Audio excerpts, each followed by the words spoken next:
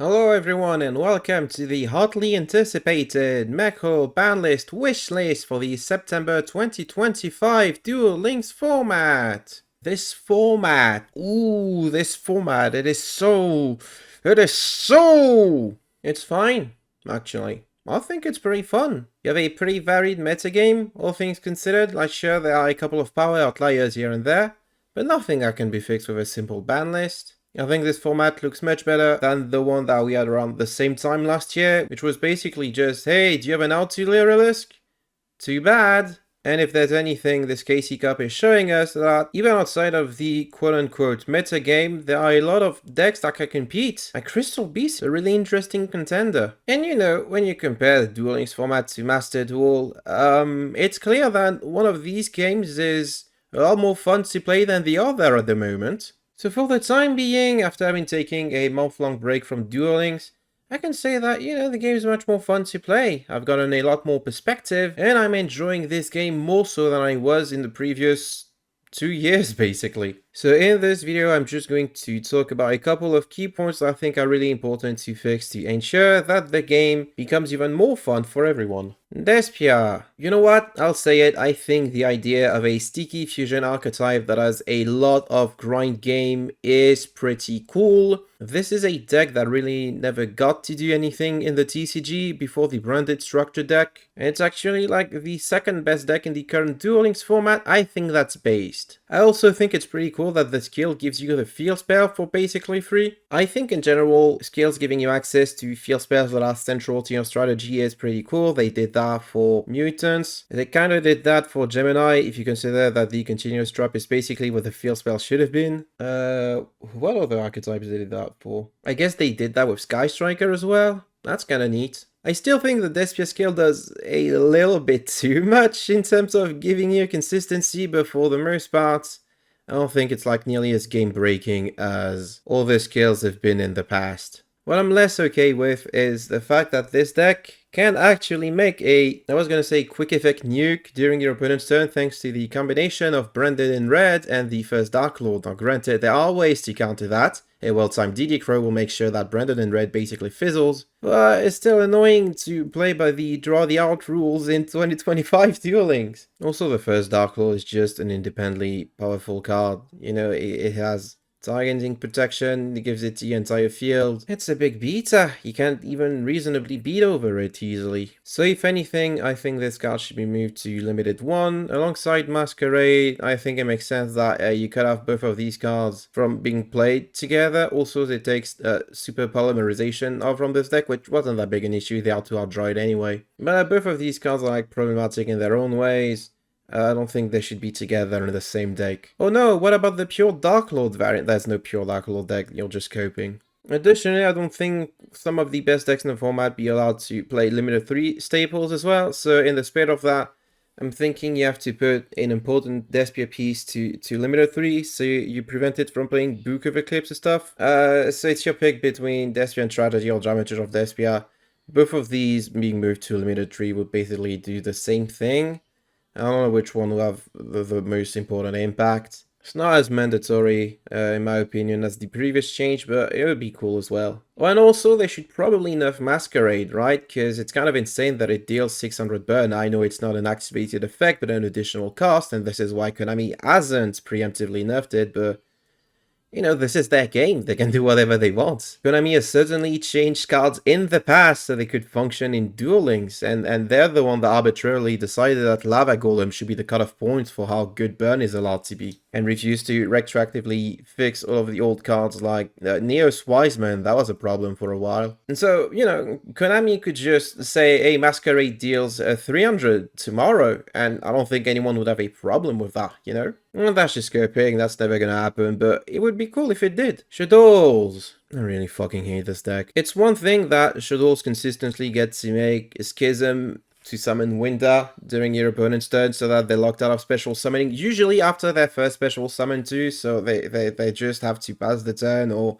find a way to out the Winda here and then. which is super annoying. But it's a whole other problem when it's also tied to a super consistent, super explosive combo deck that has very intricate and varied lines and can even make Nightmare Unicorn spinning itself in order to deny your opponent the advantage of using your skill because you don't control a monster. So how are they gonna activate the power of the skill at sales if your opponent controls a monster, you know? I'm just tired of Shaddolls being the best deck of the format for basically ever since the new support and skill drop. That gotta go. So in my opinion, either you remove Shaddoll Winda from the skill in order to make it so, you know, you can't have your cake and floodgate your opponent without having one either, or you have to move Schism to limited once so that it conflicts with the Irrational Incarnation that gets put into your graveyard for free. That is a pretty strong card to enable combos. I think people are still gonna go for the Schism. For the most part, I don't know that actually. I could be completely wrong. But either way, I don't think it's cool that you get to do so much on your turn and prevent your opponent from doing anything. And there's probably a lot more powerful hits you could put to Shaddoll. Yeah, right? If you put a couple of their other pieces to mid of 3 so I conflict with Wendy, that'd be swell. I don't know what hit would work, and I mostly don't care, so as long as this deck is gone forever. Chimera. Okay, so this is basically a Beatrice Shell pretending to be a fusion deck over the Chimera stuff, which is actually super fun. I think the strategy is pretty cool, pretty entertaining to play. It has some clear win cards, it has a clear turn 1 setup. I'm really fond of this deck, except for one thing specifically.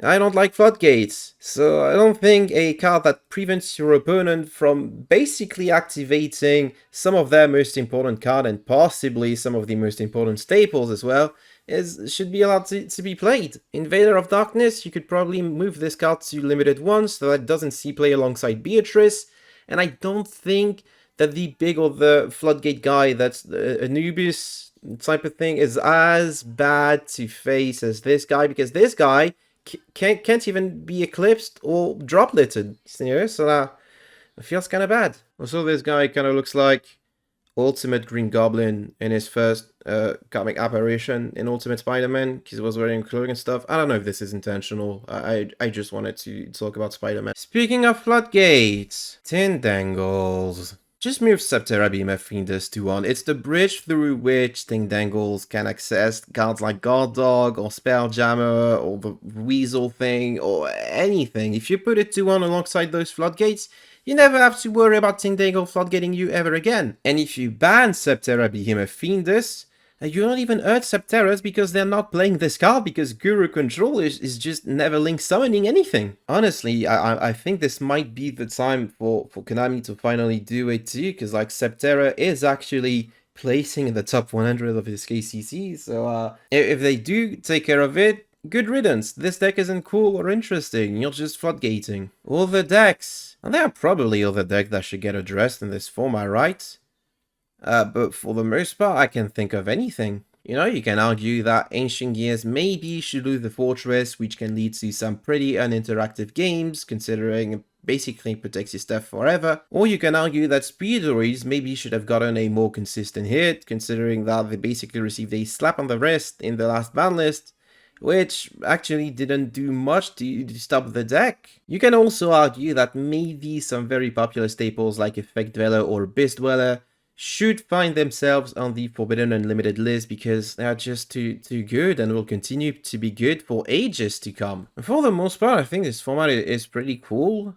It's not like I wouldn't welcome hits to the other top decks if Konami thinks these would be reasonable. But you know, if Sky Striker doesn't get hits, I'm not gonna complain. I think this is a deck that is interesting to face, and I think the majority of decks in the current format are interesting to play and to play against, except for the ones that floodgate you, of course. 2024 mekklord will have surely called for massiveness on every single top deck available in the current format. 2025 mekklord?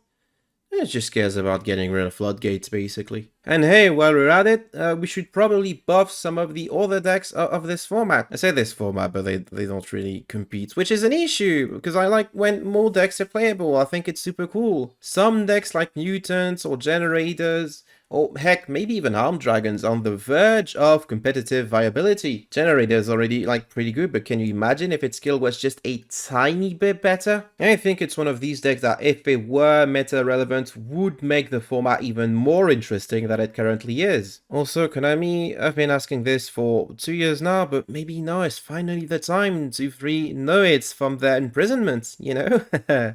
Give us some support, a new dedicated skill, and you'll never run out of money from me ever again. Wink wink. That's it for this BANLIST wishlist, really. The format's pretty cool, format's pretty enjoyable. I'm having more fun in Duel Links than I thought was previously possible. Taking a break certainly helped, but it also helped that the current landscape of the game is genuinely fun. All of the decks that were added that I've had the opportunity to play were pretty fun. I even dabbled in Chimera, and I think I have the bare minimum to play Despia. And of course, I've been playing a lot of mutants, generators, armed dragons, sky strikers. Even hero gets surpassed these days. So what I'm trying to say is, good job, Konami. Keep it up, but you know, get rid of floodgates. Thank you for watching this video. I do hope that you enjoyed it. If you did, make sure to like, comment what other decks you get hit or unhit, and subscribe if you haven't already. If you'd like to support me further, you can check out my Ko-fi in the video description, where you can donate a one-time pledge or a monthly donation. That's not how it works. Or you can become a YouTube channel member, where you donate monthly, but also you can make a one-time YouTube donation, which has happened in the past. Some crazy guy once donated $200 so that I would build life twins, and I couldn't pull them even after spending $200 in this game. Oh well, they just brought back a terrible memory. I feel upset now. I would now like to thank my Ko-fi donators in the form of Dingus, Tardish Boy Zero, Jimmy, Zinnia, Yannick, Sile, Mark Lou, Fortuno16, the Abyss Actor Guru, Old Price and Exorcist, and I would like to thank my YouTube channel members in the form of Sternay, Crimson Reaper 5, Troy Bolton, Genius Wannabe, and Seal Lelouch. Thank you all for the support. And I don't know what else to say. Taking a break from Duel Links was the best decision of my entire month. I've made so many more better decisions this year, actually. And coming back with a fresh new outlook and a new mentality that makes it so I can enjoy the game more. I don't know if that was the best decision, but I'm enjoying the game. And at the end of the day, that's really what you should be aiming to do with any game that you play. Thank you all for watching once again. Take care, everyone. I will see you all next time.